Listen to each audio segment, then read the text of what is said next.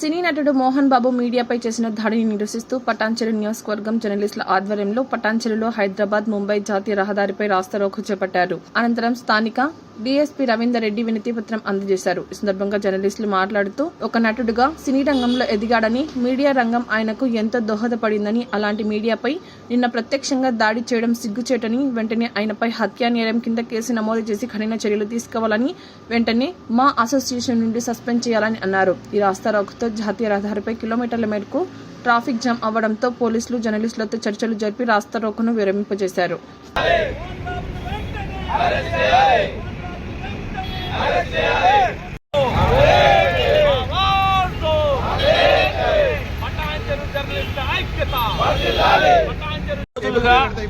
జల్పల్లిలో మోహన్ బాబు సినీ నటు మోహన్ బాబు ఇంట్లో జరుగుతున్న గొడవలు, వాళ్ళ కుటుంబ సభ్యుల మధ్యన జరుగుతున్న ఆ గొడవలతో పాటు ఆ గొడవలు కాస్త రోడ్డుకి ఎక్కడంతో వాటిని చిత్రీకరించడానికి వెళ్ళిన మీడియా సోదరులు, టీవీ9 మిత్రుడిపై కూడా, దాంతో పాటు టీవీ5 కెమెరామెన్ మీద దాడి చేసి విచక్షణారహితంగా తన మతి స్థిమితాన్ని కోల్పోయి మోహన్ బాబు లోగో లాక్కొని అతనిపై దాడి చేయడము, అతని తలకు గాయాలు కావడం మేము దాన్ని చింతిస్తున్నాము.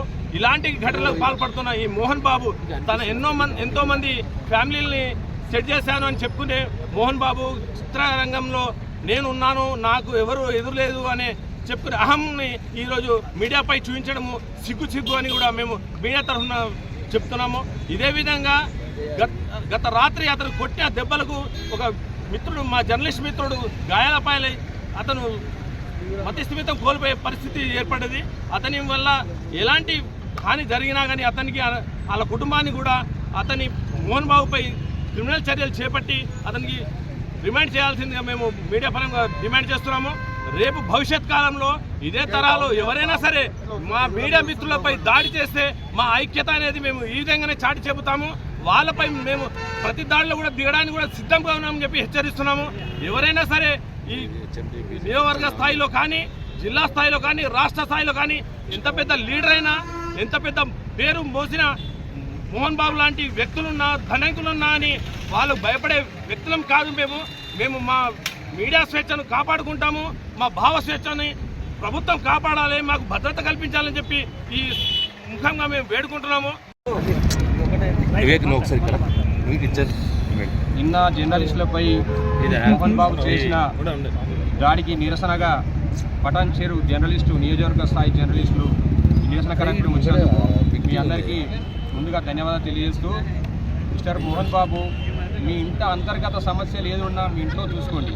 మీ ప్రెస్టేజ్ అంతా జర్నలిస్టులపై ఇతర వ్యక్త పరిస్థితి కరెక్ట్ కాదు. దీన్ని అందరు ముక్త కంఠంతో మనం ఖండిద్దాం. నువ్వు సినిమాల్లోనే రియల్ విలన్వి, అది మర్చిపోయి రియల్ కూడా విలన్ అని నువ్వు భావిస్తున్నట్టున్నావు. అది కరెక్ట్ కాదు. ఇప్పుడే ప్రభుత్వం దీన్ని సీరియస్గా తీసుకొని అతన్ని వెంటనే అరెస్ట్ చేయాలి, కఠినమైన శిక్ష విధించాలి. ఇంత ముందుకి గతంలో సుప్రీంకోర్టు ఆర్డర్స్ కూడా ఉన్నాయి. ఒక జర్నలిస్టు వాళ్ళ జోలికి వెళ్తే ఏ లెవెల్ ఇబ్బందులు పడతాయి అనేది అందరికీ తెలిసిన విషయమే. ఇప్పటికైనా ఇట్లా దాడులు అనేది మంచి సంస్కృతి కాదు. పూర్తి లోకం, జర్నలిస్ట్ లోకం మొత్తం పూర్తిగా దీన్ని ఖండిస్తుంది. పటాన్చెరు జర్నలిస్టుల తరఫున కూడా మేము ఖండిస్తున్నాం.